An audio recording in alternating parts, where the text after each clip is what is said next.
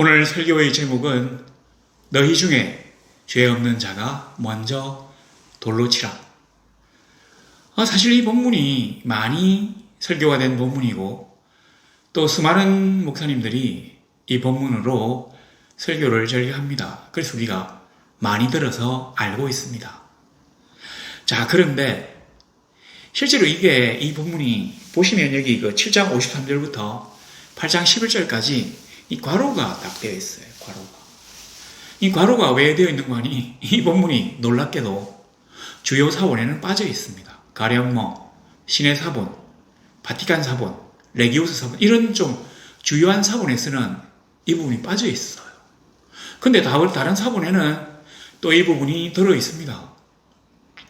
그래서 이제 우리가 생각하기로는 베데스다 물 설명하는 거하고 똑같이 이게 원래는 본문 안에 들어있지 않고 본문 바깥에 주석, 그러니까 난회주, 이 주석 쪽에 있었던 걸 이 필사하는 분들이 그 안에 집어넣었을 수도 있다고 생각이 되었는데 또 다른 많은 사본에서는 이 부분이 본문에 들어있어요. 그래서 우리 한글 성경에서는 이게 이제 본문에 있다고 생각하고 괄호를 쳐놓은 것입니다. 자, 이제 그런데 더 놀라운 사실은 한 300년경, 400년경에는 그러니까 이 교회사의 긴 부분 가운데 초기 기독교의 한 순간에는 이 본문을 가지고 음행 중에 잡혀온 여인에 관한 본문을 가지고 설교하는 것이 금지된 적도 있습니다. 왜냐하면 주님께서 음행을 용서하신 거잖아요. 근데 이제 이게 왜 설교가 금지되는 거 아니? 실제로 그 당시 이방의 종교들이 상당히 엄난해요. 우리가 잘 아는 바알이니 아세라니 그 다음에 이쪽에 비너스 아프로디테 같은 이런 신들이 상당히 엄난하거든요.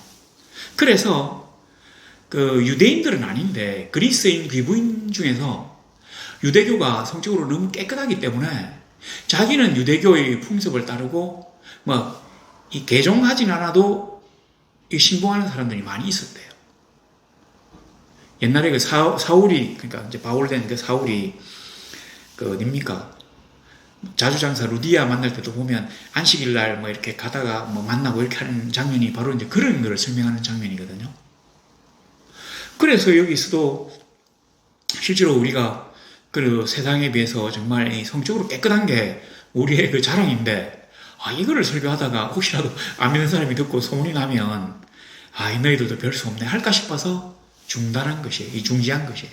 못하겠다. 이거죠. 자, 그런데 우리는 왜 주님이 이 여인을 용서하셨는지를 어느 정도 알 것도 같습니다. 더 중요한 것은 우리가 인간이잖아요. 우리가 비록 신과 같은 사고방식을 갖고 있지는 않지만 이 성경은 인간의 삶을 기록하는 것 가운데 하나님의 역사가 들어있기 때문에 마치 신의 세계를 엿볼 수 있는 듯한 그러한 느낌을 줍니다. 그래도 신서가 아니라 성경이라고 한 것은 그것이 신에 관한 얘기가 아니라 인간에 관한 얘기이기 때문입니다. 간접적으로 인간 사회에 투영된 하나님의 역사를 기록한 책이기 때문에 신서가 아니라 성경이 되는 것이죠. 그래서 우리 예수 믿는 사람들은 이 세상에 살면서도 하나님의 역사와 사고 체계를 엿볼 수 있는 놀라운 특혜를 가지고 있다고 생각하면 좋습니다. 그래서 지혜를 구하신다면 성경을 보세요. 삶의 온전한 복을 누리기를 원하신다면 성경을 깊이 있게 연구하세요. 우리 하나님이 하신 삶의 지혜들, 우리에게 주고자 하는 교훈들이 여기에 깊숙하게 다 들어있습니다. 오늘 이 본문도 마찬가지입니다. 얼핏 보면 우리 하나님이 인간의 음행을 용서하신 것 같지만 아닙니다. 전혀 그렇지가 않습니다. 이것은 사람과 신의 사고방식의 차이지 결단코 하나님의 법이 허려진 것이 아닙니다. 자, 오늘 우리가 본문을 보면 처음에 보세요. 사실 이게 다 각각 집으로 돌아가고 이 부분이 이제 8장 1절하고 연결되거든요. 다 각각 집으로 돌아가고, 이 다 각각 집으로 돌아가고의 주인공이 누구냐면 산헤드린 공회원인들. 그러니까 유대인들이라거나 여기 나오는 그 서기관과 바리새인 같은 사람들을 산헤드린 공회원이라고 합니다. 그러니까 뭐 그 사람이 아니라 산헤드린 공회라고 그 식민지 유대의 풍속, 종교에 관한 어떤 처결권을 갖고 있는 곳이 산헤드린 공회인데, 이 산헤드린 공회원은 사두개인, 제사장들, 그 다음에 바리새인들, 주로 이제 이런 사람들이기 때문에 여기에서 서기관과 바리새인이라고 하면 산헤드린 공회원이라고 할 수 있습니다. 그런데 왜 다 각각 집으로 돌아가고라고 적었는 거 아니? 이 사람들이 예수님을 어떻게 꼬투리를 잡아가지고 감옥에 집어넣으려고 꾀했는데, 그런 이제 의논을 하려고 자기들끼리 모여서 뭘 꾀했는데 실패했어요. 합의 도출에 실패하고 다 각각 집으로 돌아가고. 그럼 주님은 어떻게 하셨나 하면 여기 나오네요. 예수는 감람산으로 가시니라. 이 두 개, 7장 53절과 8장 1절이 대비를 이룹니다. 세상 사람들, 자기가 종교 지도자로 하는 세상 사람들, 하나님의 흥미를 가지지 않고 세상의 것에 재미를 붙인 사람들, 한 발은 하나님에게, 한 발은 세상에 걸쳐 있는 것이 아니라 두 발 다 세상에 걸쳐 있으면서 하나님의 이름을 입에 걸고 사는 사람, 예수 이름을 팔아가지고 먹고 사는 사람, 종교 지도자라고 얘기되는 사람, 그런 사람들은 다 각각 집으로 돌아가고, 예수는 기도하러 산으로 가셨다고 하는 것입니다. 우리가 만일 하나님의 사람이라면 이 둘 중에서 어디에 속해야 할까요? 물론 우리는 세상 사람이기 때문에 다 산으로 갈 수가 없습니다. 제가 여기 지금 이 정관인데, 그 정관에서 조금 올라가면 울주거든요. 근데 그 울주에 무슨 산이 있대요. 뭐 간월제라고 하는 큰 높은 이 평원이 있는데, 거기에 5분 만에 그 칠보사, 뭐 까치 살모사로 가던가, 뭐 7걸음 걷기 전에 물리면 뭐 죽는다고 하는, 하여튼 뭐 그런 독사가 있대요. 그게 2마리나 이렇게 발견이 됐답니다. 무서워요. 그래서 저도 사실은 요 근래는 산에 안 가는데, 뭐 처음에는 멧돼지, 그 다음에는 독사. 아마 이 멧돼지는 독사인데 물려도 괜찮은가 봐요. 하여튼 근데 그런 것 때문에 제가 요즘 안 가는데, 여하튼 이제 우리가 항상 산으로 갈 수는 없죠. 그런데 이게 만일 종교 지도자, 그러니까 뭐 요즘을 쉽게 말하면 목사라고 한번 생각해 봅시다. 목사가 비록 가정이 있고, 그러니까 집이 있고, 뭐 돌아가는 게 당연할 것 같지만, 예수님이 기도하러 산으로 가셨다고 하는 것을 대비해 본다면 예수님에 비해서는 속세의 사람이 세속적입니다. 자, 우리가 그걸 머리에 두고 본문을 한번 따라가 보십시다.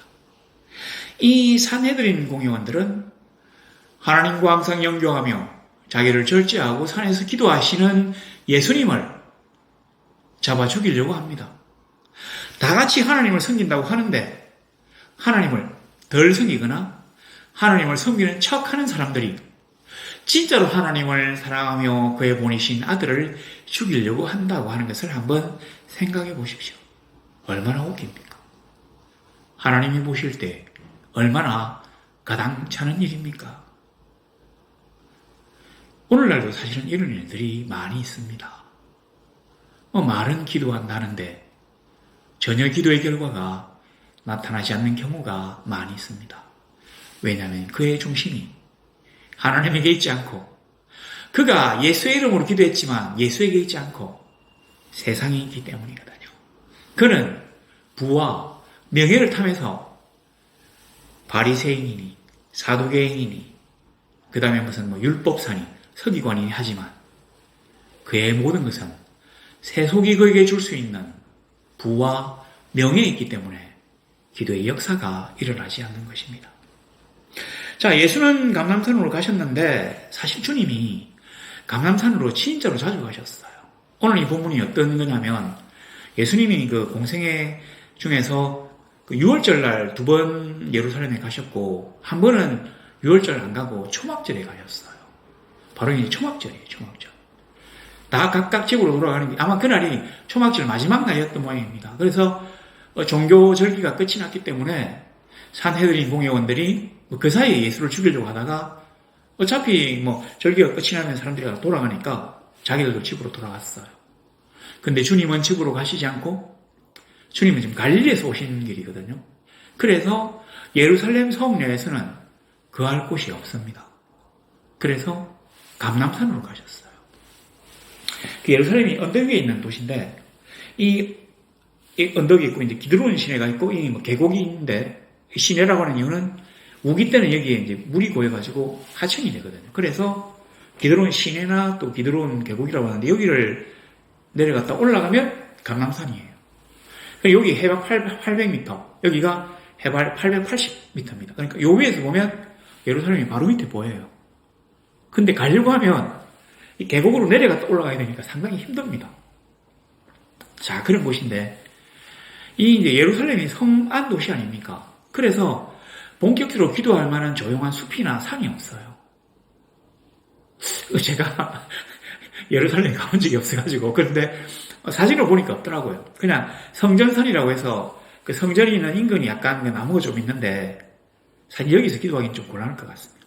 그래서 예루살렘에 그때 사람들이 어떻게 했는가 하니 기도하는 신실한 유대인들은 감람산에서 기도를 많이 했습니다. 주님도 역시 여기에서 기도하셨어요. 왜 기도하셨겠습니까? 기도를 저기 하신 건 알겠는데 왜 기도하셨겠어요?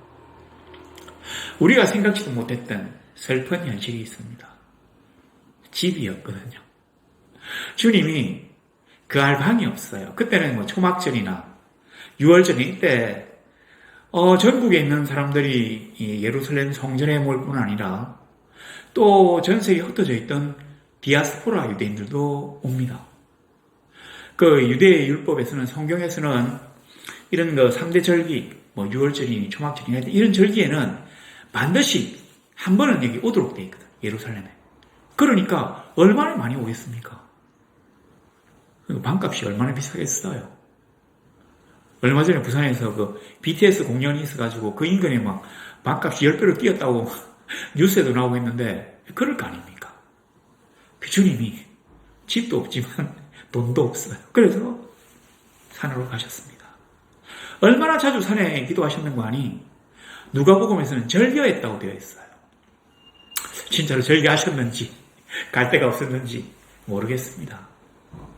자, 그리고 가셨다가 그 다음날 다시 주님은 아침에 다시 성전으로 들어오시니 백성이 다 나오는지라 앉으사 그들을 가르치시더니 유대에서는 선생님이 딱 앉고 그러면 이제 가르치기를 시작하는 것입니다. 그런데 보세요. 그 전날 초막절날 예수님에 대해서 상당히 좀 흉흉한 분위기가 있었습니다. 예수님을 잡아 죽이려고 막 산헤드린 공회원들이 모여가지고 의논을 하고 어떻게 어떤 제목으로 어떤 방식으로 잡아서 이렇게 막 체포를 해가지고 때리고 막 감옥에 집어넣고 이런 생각을 할 정도라면 이 분위기가 상당히 흉흉하잖아요. 옛날에 그 그 세례 요한이 잡히시고 주님이 유대에서 떠나가지고 갈릴리로 가셨던 게 뭐 때문입니까? 이 유대인들, 그러니까 산헤드린 공회원들이 예수를 핍박하려고 하기 때문에 이들과 정면으로 대적하실 때가 아직 멀었다고 생각해서 갈릴리로 가신 거거든요. 그런데 그 주님이 다시 예루살렘, 그것도 성전 안으로 들어오니까 때는 이때다 싶어서 죽이려고 막 했는데, 잡으려고 했는데 아마 틈을 보이지 않았던 모양입니다. 근데 생각지도 않고, 그래서 모든 게 끝났다고 생각하고 각각 다 집으로 돌아갔는데, 그 다음날 주님이 다시 예루살렘 성벽 안으로 들어오셨어요. 그 성 안으로 들어오셨어요. 성 안에 들어오면 이게 그 도관에든 쥐라고, 주님을 쥐라고 하는 게 아닙니다. 그러니까 잡힌 거잖아요. 성문이 다 이렇게 폐쇄되면 도망갈 데가 없어요. 그렇기 때문에 주님이 성 안으로 들어간 것은 용담 호열 안으로 뛰어든 거나 마찬가지입니다. 틀림없이 여기에는 나를 잡으려고 하는 유대인들, 산헤드린 공회원들이 있어요. 사두개인이나 바리새인들이 음모를 획책하고 있습니다. 또 자기를 싫어하는 백성들도 많이 있어요. 여기 보니까 백성이 다 나오는지라 막 가르치려고 앉았다고 했는데 여기서 백성, 요한복음에서 그 사람들을 부르는 호칭이 두 개가 있잖아요. 무리와 백성이죠. 근데 이 무리는 우리가 이 되어진 걸 보면 주님을 완벽하게 믿지는 않지만 그래도 주님의 기적을 보고 기적에 참여하려고 하는 뭔가 호의적인 추종자들을 무리라고 합니다. 제자는 아직 아닌데 그래도 주님을 따르는 사람. 요즘 말로 하면 교인이죠, 교인. 그런데 백성이라고 하는 말은 그냥 주님을 따르는 무리들과 주님을 대적하는 사람들과 주님을 잡으려고 하는 산헤드린 공회원들과 이걸 다 포함해서 적어놓은 말입니다. 순수하게 객관적으로 유대나라 백성들이라는 얘기입니다. 이 백성들이 나왔다는 거 하는 것은 벌써 이 무리들 가운데 주님을 대적하고 주님을 힘들게 하려고 하는 사람들이 있다고 하는 얘기예요.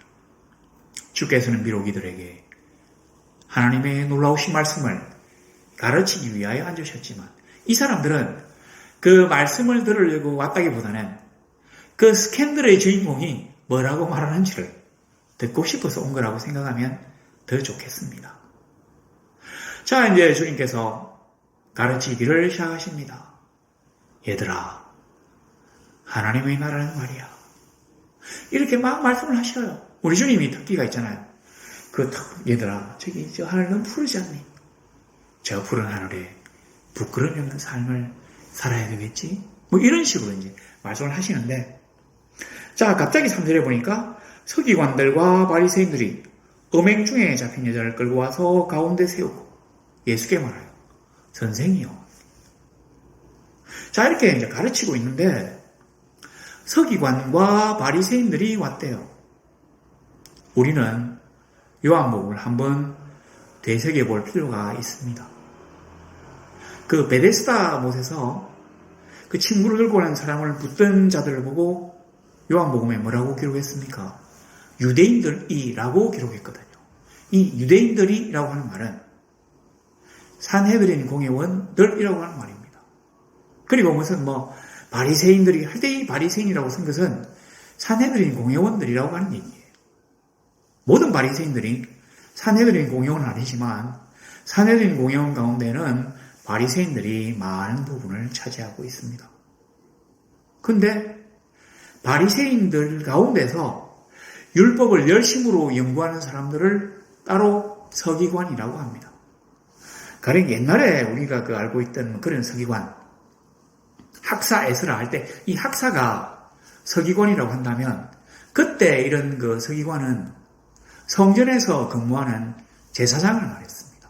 근데 주님 당시에 여기 이제 이 서기관은 회당에서, 그러니까 성전이 아니라 마을의 회당에서 율법을 연구하는 사람들이에요. 그리고 이 사람들이 율법만 연구하는 게 아니라 율법을 잘 아니까 그 마을에 이제 아이들에게 율법을 또 가르치는, 요즘 말로 하면 초등학교 아니면 서당 훈장쯤 되는 그런 분들이에요. 근데 이분들이 대부분은 율법을 철저하게 지키기 때문에 바리새인으로 분류됩니다. 그래서 여기처럼 서기관들과 바리새인들이라고 나눌 필요가 없어요. 보통은 그냥 바리새인들이라고 합니다. 근데 왜 서기관들과 바리새인들이라고 두 개로 나누어 놨느냐면 이제부터 이 서기관들이 알고 있는 율법의 지식들이 꼭 필요하기 때문에, 그러니까 아마 이 사람들이 가장 중심적인 역할을 해야 되기 때문에 서기관들과 바리새인들이라고 나누는 것입니다. 어떤 일에 이 서기관들이 가지고 있는 율법 지식이 필요하냐면 주님을 함정에 집어넣기 위해서요. 자, 음행 중에 이제 잡힌 여자를 끌고 와가지고 그 무리들 가운데 이제 세웠어요. 이게 무슨 말이냐면 사형장에다가 사형대에 세웠다는 말입니다. 돌을 들어서 치면 죽을 수 있도록 중간에 딱 놓고 사람들이 삥 불러서는 거죠. 그 당시의 율법상 간음하는 여인은 돌로 쳐 죽이도록 되어 있습니다. 자, 여기에 아주 큰 신비가 있어요. 우리가 풀어야 될 게 많이 있습니다. 예수께 말하되 선생이여, 이 여자가 간음하다가 현장에서 잡혔나이다. 모세는 율법에 이러한 여자를 돌로 치라 했는데 선생님은 어떻게 하실 겁니까? 자, 이게 왜 이제 시험이 되냐면, 이게 한 2가지 정도에서 시험이 되는데, 우리도 잘 알다시피 유대인 산헤드린 공회에서는 사형을 집행할 권한이 없어요. 그래서 예수님을 십자가에 못 박기 위해서 빌라도, 총독 빌라도에게 데리고 가잖아요. 대제사장이. 왜냐하면 자기들은 예수를 죽이고 싶지만 죽일 수 있는 권한이 없기 때문에. 그래서 로마 총독이 죽일 수 있지 유대인들은 죽일 수 있는 권한이 없어요. 그거는 로마 총독이 갖고 있거든요. 그 권한은. 근데 예수님이 성경에 돌로 쳐 죽이라고 했으니까 쳐 죽여 이랬으면 어떻게 됩니까? 로마법을 위반하는 게 되잖아요. 그리고 거꾸로 야 풀어줘 이러면 어떻게 됩니까? 하나님의 말씀을 위반하는 게 되거든요. 이게 첫 번째 시험이에요. 두 번째 시험은 뭐냐면 주님이 뭐라고 말씀하셨습니까? 얘들아, 너희는 서로 사랑해라. 위로는 하나님을 사랑하고 옆으로는 형제를 사랑하라. 사랑의 주님이셨는데 그 사랑의 주님이 정말로 불쌍한 여인, 그래서 이게 지금 불쌍한 여인, 오돌오를 떨고 있는 새파랗게 막 질려가지고 죽음을 각오하고 있는 이 불쌍한 여인을 돌로 쳐 죽이라고 명할 수 있는지를 시험했다고도 볼 수 있습니다. 당신이 그렇게나 약한 자, 죄인들, 그런 불쌍한 사람들을 불쌍히 여기고 사랑하라고 얘기해놓고 이제 이 여인을 돌로 쳐 죽이라고 했으니까 당신의 말은 가짜요. 이렇게 얘기하려고 수많은 사람들 앞에 이 여인을 세운 것입니다. 과연 주님은 어떻게 이 어려움을 헤쳐나갈 것입니까? 우리는 이제 주로 이때까지 이렇게만 생각했어요. 자, 그랬는데 우리 주님이 어떤 식으로 말씀하시는 거 아니? 7절에 너희 중에 죄 없는 자가 먼저 돌로 치라 하시고, 그러니까 사람들이 9절에 양심의 가책을 느껴 어른으로 시작하여 젊은이까지 하나씩 하나씩 나가고 오직 예수와 그 가운데 서는 여자만 남았더라. 참 진짜 할 말이 많습니다. 첫째로 뭐를 할 말이 있는 거 아니? 이거는 이제 우스갯소리예요. 진짜 참 제가 가슴을 쓸어냈던 게 뭐냐면 예수님께서 만일에 우리나라에 오셔가지고 이런 식으로 말씀하셨다면 이 여자 바로 죽습니다. 왜냐하면 한국 사람들이 자기가 죄가 없다고 하는 것을 남들에게 보여주기 위해서 바로 돌을 들어서 던질 거거든요. 주님이 유대에서 이렇게 말씀하신 게 참 다행이라고 생각됩니다. 이건 제가 우스갯소리고요. 자, 그랬는데 사람들이 양심의 가책을 느꼈대요. 이 믿어지십니까? 그렇게나 말 안 듣고 그렇게나 못됐던 심심한 하나님을 분노케 한 유대인들이 설마 그럴 리가 있겠습니까? 그리고 유대인들이 그렇게나 뛰어난 민족이 아니에요. 사람이 거기서 거기지. 무슨 성인들만 모이는 단체가 아닙니다. 그 왜이들이 양심의 가책을 느꼈겠습니까? 그것은 여기 있네요. 자, 여기 보니까 6절의 끝에 보세요. 예수께서 몸을 굽히 손가락으로 땅에 서시니 그들이 묻기를 맞이 아니하는지라. 이에 일어나 이르시되 너희 중에 죄 없는 자가 먼저 돌로 치라. 예수님이 가타부타 말씀을 안 하시고 땅에 앉아가지고 뭘 써요. 이렇게 쫙. 그렇게 사람들이 이제 이 서기관과 바리새인들 같은 이 주동자들이 잘됐다. 예수님이 지금 이걸 생각하고는 아마 대답을 못하는갑다. 참고로 제가 말씀드리면 이 히브리어에는 존대어가 없습니다. 그래서 여기서는 선생이여 하시나이까 이런 식으로 얘기를 안 했어요. 랍비여, 이 여자를 어떻게 처결해야 되겠는가? 모세의 율법에는 이렇게 말했는데 너는 어떻게 할 것인가? 이렇게 얘기했습니다. 이런 분위기예요.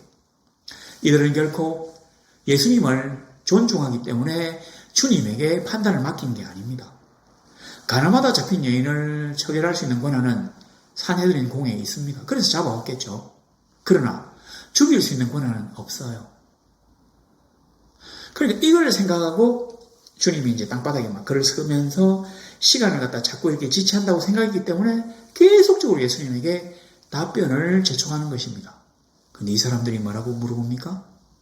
선생이요. 디다스칼로스, 이놈아, 디다스칼레, 이렇게, 디다스칼로스라는 게 선생이라는 뜻이에요. 근데 이거를 갖다가 유대인들이니까 뭐라고 불렀겠습니까? 랍비요. 랍비. 선생이라고 해요. 근데 서기관도 세상 사람들은 자기들을 보고 랍비라고 부릅니다. 근데 여기서 랍비가 예수님을 보고 예수 랍비요. 이렇게 부른 것입니다. 둘 다 랍비예요. 둘 다 율법 교사입니다.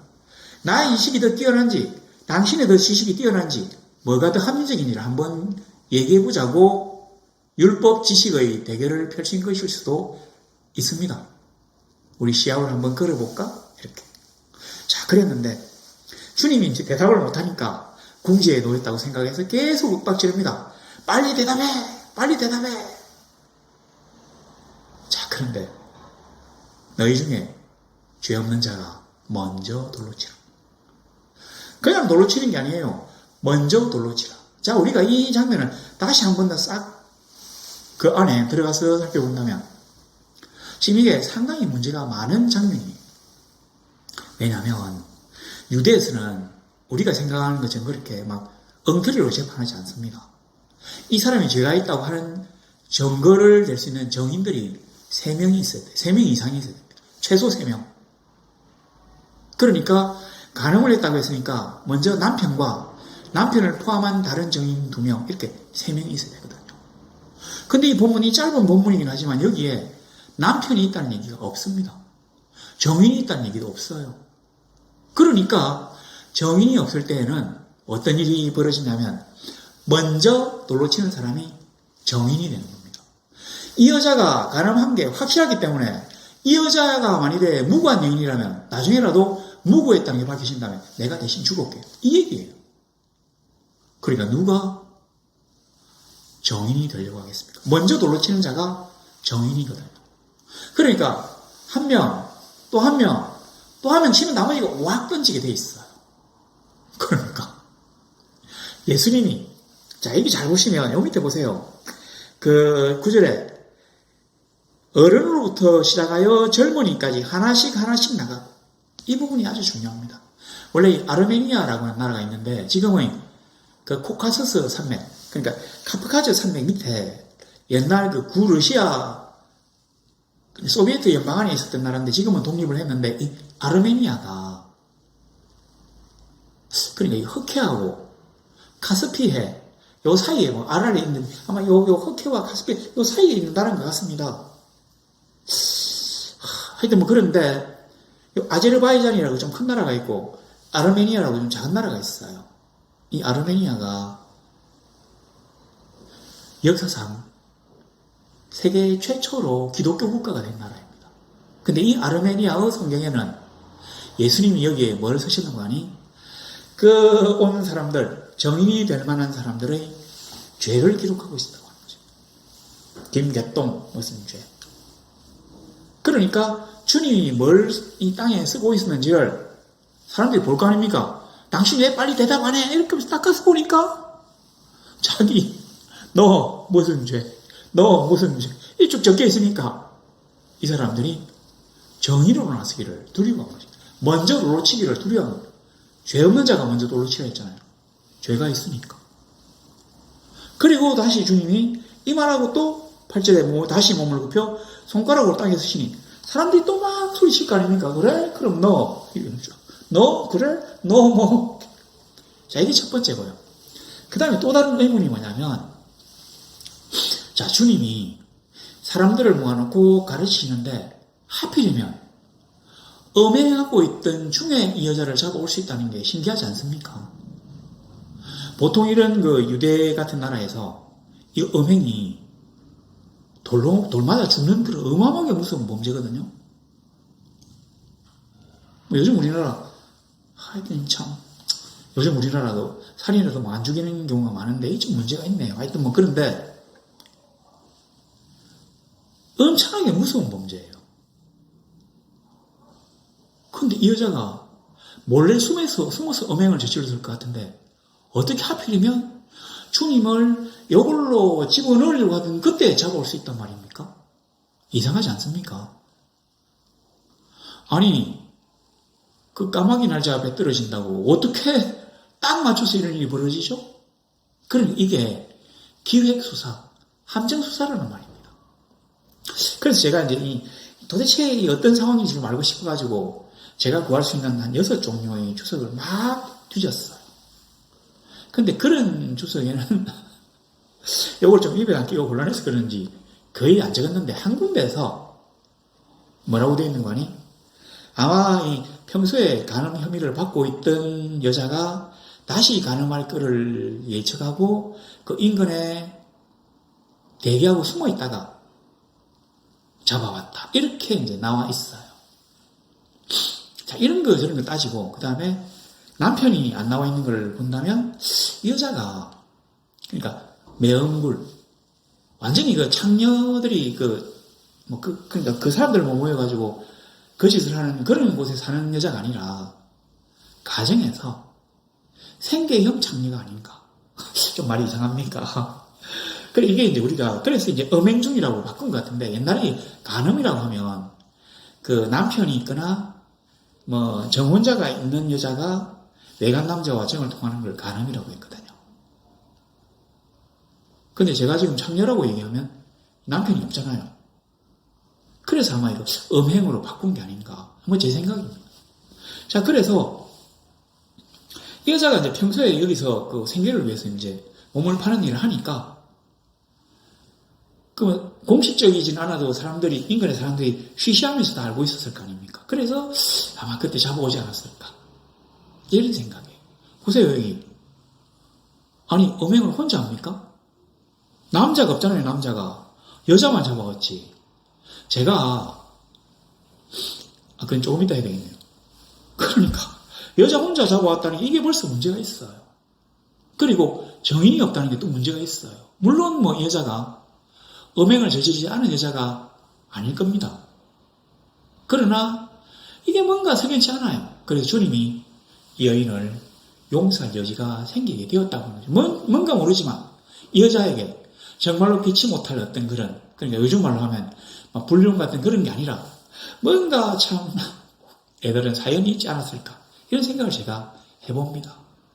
자, 그런데 더 중요한 게 뭐냐면 그러니까 여기 이제 어른으로부터 시작하여 젊은이까지라고 되어 있는 이유가 정인이 될 수 있는 자격을 가진 사람이 어른일 거 아닙니까? 그러니까 어른이 한 사람씩 돌을 놓고 가는 거예요. 왜냐하면 자기 죄를 주님이 너는 무슨 죄를 저질렀잖아. 아니라면 너는 며칠 전에 이 여자하고 잤잖아. 이런 얘기를 하면 얼마나 창피합니까? 그러니까 돌을 슬그머니 놓고 빠지는 거예요. 그래서 그 어른들이 쫙 다 빠지고 그 다음에 젊은이들이 빠지게 되는 거죠. 결국은 아무도 이 여자를 향해서 돌멩이를 들 수 있는 사람이 없게 되는 것입니다. 만일에 남편이 없이 이 여자가 잡혀왔는데 남편이 있는 여자라면 어디서라도 그 얘기를 듣고 왔을 거 아닙니까? 다른 사람은 다 그냥 간다고 해도 이 남편만은 이 여자를 처단할 권한이 있어요. 죄인이든 아니든 간에. 근데 그런 얘기는 없습니다. 그럼 원래 이 여자가 남편이 있는 여자가 아니라고 하는 것을 우리가 알 수 있겠습니다. 자, 그리고 난 다음에 예수와 여자만 남으니까 예수님이 뭐라고 하셨습니까? 너를 고발하는 것이 어디 있느냐? 아무도 없습니다. 그래, 그러면 나도 너를 정죄하지 않는다. 여기까지만 딱 끝났으면 이게 우리 성경의 기본 취지와 어긋납니다. 근데 주님이 뭐라고 하셨습니까? 나도 너를 정죄하지 않으니 가서 다시는 죄를 범하지 말라 하시니라.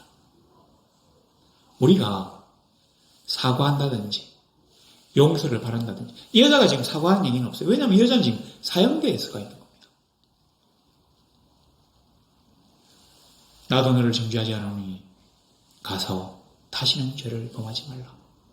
만일에 주님이 뭔가 확고한 어떤 원칙을 제시하지 않았다면 이렇게 얘기할 수 있습니다. 그래, 욕봤다. 그래. 수고했으니까 돌아가라. 이렇게 말씀하시지 않았습니다.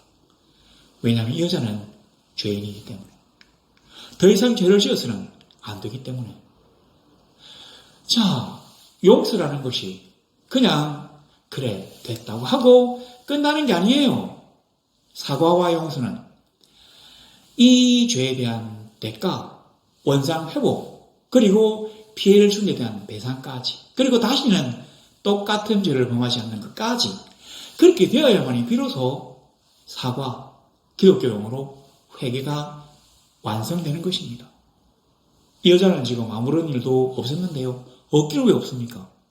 음행중에 잡혀왔기 때문에 어쩌면 이 여자는 뻘겋은 상태로 끌려왔는지도 모릅니다. 그 부끄러운 모습을 수많은 사람들에게 들켰어요. 발각이 되어가지고 많은 사람들의 조롱과 침뱉음과 모욕을 겪으면서 맞으면서 이렇게 조리돌림을 당하면서 이까지 왔었을 것입니다. 그게 벌써 죄값이잖아요. 그리고 이 여자는 지금 사형대에 서가 있는 겁니다. 한 사람이라도 나서서 먼저 돌을 던지면 군중심리에서 수많은 돌들이 삽시간에 날아올 수가 있습니다. 그래서 이 여자는 지금 아무 생각이 없어요. 죽었구나. 제가 이제 아까 말씀드리려고 말했던 그 기사가 뭐냐면, 지금 며칠 전에 이슬람 국가에서 음행 남녀가 잡혔대요. 그랬는데, 잡은 현장에서 돌로 쳐 죽인 게 아니라, IS는 잡은 현장에서 돌로 치는 것 같은데, 거기서는 어떻게 했냐면, 판결이 나기를 매달 며칠 날 투석형을 집행한다. 이렇게 되어 있대요. 그러니까 이 투석형 집행일을 앞두고 이 여자가 돌에 맞아 죽을 바에야 차라리 하면서 목을 매달아 죽었답니다. 그 정도로 이게 무서운 거예요. 남자는 아마 돌 맞아 죽었다는데, 사실 웃으면 안 되겠죠. 여하튼 그랬다는데, 그 정도로 이게 끔찍하고 무서운 일이에요. 이 여자는 우리나라로 치면 감옥에 들어가서 몇 년 산 거하고 똑같습니다. 공중 앞에 엄청난 창피와 모욕과 욕과, 그리고 죽을지도 모르는 아찔한 공포 속에 사색이 되어서 벌벌 떨고 있었을 것입니다. 그래서 주님이 이 여인을 불쌍히 보시는 거예요. 참, 왜 인간 세상에는 이렇게 어려운 일들만 있지? 오 아버지여, 이 인간들이 가지는 나라는 결코 천국이 아니군요. 내가 이 인간들의 세상에 하나님의 밝은 빛과 그리고 따뜻함을 주고 싶습니다. 오늘 이 불쌍한 여인을 아버지 용서해 주시죠. 왜냐하면 이 여인은 이미 대가를 치렀습니다. 그게 바로 사과와 용서예요. 우리가 죄를 저질렀다면 하나님이 그 죄의 대가를 우리에게 물으실 확률이 높습니다. 그러나 왜 그걸 우리가 용서라고 하느냐면, 우리가 유기되어서, 우리가 방기되어서 세상으로 떨어진 것이 아니라, 우리가 그런 어떤 죄의 대가를 치르더라도 용서 받아가지고 천성을 향해 가는 성도의 여정에 우리가 다시 복귀할 수 있기 때문에, 그 길에 설 수 있는 자격을 회복할 수 있기 때문에 용서라고 하는 것입니다. 어떻습니까? 우리 주님이 결코 음행을 그냥 용서하신 게 아니에요. 묵인하신 것도 아닙니다. 이 여자는 이미 죄를 치렀습니다. 죄값을 받았어요. 그렇기 때문에 지금 다시 수많은 설교가 이루어지고 있습니다. 먼저 돌로 치라. 이 먼저에 우리가 초점을 두어야 합니다. 나는 먼저 돌로 칠 수 있는 정인이 될 자격이 있는가? 자, 그러면 모든 죄인들은 다른 죄인들을 욕할 수 없느냐? 그건 아닙니다. 정인, 먼저 돌로 치라고 했지 나중에 돌로 치라고 한 말은 아니잖아요. 그러니까 죄 있는 자가, 죄 없는 자가 돌로 치라, 이렇게 말씀을 하신 게 아니라 죄 없는 자가 먼저 돌로 치라. 그러니까 정인이 되려고 하면 죄가 없어야 된다는 얘기예요. 그럼 죄인이라도 다른 죄에 대해서는 정죄할 수 있습니다. 너 잘못했잖아. 잘못한 건 잘못한 거죠. 그러니까 주님이 했네요. 다시는 죄를 범하지 말라. 죄인으로 정하지 않기 때문에 그냥 아무것도 아니에요. 욕봤다, 수고했다가 아니에요. 다시는 죄를 범하지 말라. 오늘 주님이 이렇게 말씀하셨습니다. 사실은 이 성경이, 그러니까 이 수많은 율법들이 왜 나와 있습니까? 간통이 돌로 쳐 죽일 만큼 악랄한 범죄고 하나님이 그걸 싫어하신다는 것을 사람들에게 알리기 위해서 율법이 있는 것입니다. 인간들의 가치 판단의 잣대를 삼는 것이에요. 그리고 이렇게 하면 내가 너희를 구원하겠다고 하는 방법을 제시하는 게 성경이에요. 그것이 바로 하나님의 사고방식이잖아요. 그 사고방식의 일부를 우리가 엿볼 수 있는 것입니다. 왜냐하면 우리는 양자의 영을 받아가지고 하나님의 양자로 선택받았기 때문에. 그래서 우리가 지금 여기에 있습니다. 우리는 죄인입니다. 그래서 죄를 사함을 받을 수 있는 많은 방안들이 나왔습니다. 그러나 이것이 항구적이거나 영속적이지 않아요. 우리는 성령으로 인치심을 받은 하나님의 사람이지만 그리스도인이라고 도장을 딱 받았지만 안타깝게도 우리의 육체는 완벽한 성화의 단계에 들지 못했습니다. 그래서 이 죄성이라든지 인간의 욕망과 욕심과 욕정들이 불쑥 튀어나옵니다. 그래서 너희들은 날마다 죄를 회개하는 개혁주의가 되어야 되겠다. 그래서 개혁주의 신앙이잖아요. 너희들은 날마다 새로워지고 날마다 거룩해져야 되겠다. 언제까지? 우리가 하나님 아버지 앞에 서서 이 육신을 탈피할 때까지. 자, 그래도 주님이 이 땅에 오셔가지고 바로 이 용서를 베푸셨지만 이것은 범죄라고 말씀하셨어요. 뭐 이게 범죄가 아니라고 얘기하는 사람은 없겠지만 제가 우리나라에 옛날에 참 자부심을 가졌던 것 중에 하나가 간통죄가 있었다는 것이죠. 그때 이제 미국도 없고 이거 참 이 짐승의 나라다 이렇게 생각하고 있었는데 우리나라에 간통죄가 있어가지고 너무 기뻤어요. 그랬는데 몇 년 전에 없어졌잖아요. 그래서 지금은 아주 웃지 못할 일들이 참 많이 일어납니다. 하나님의 뜻이 아니에요. 우리가 하나님의 뜻을 받아들인다면 주가 우리에게 주신 어떤 가치관을 가진다면 그래서는 안 됩니다. 사람과 짐승이 다른 이유가 바로 그겁니다. 결혼을 뭐 때문에 합니까?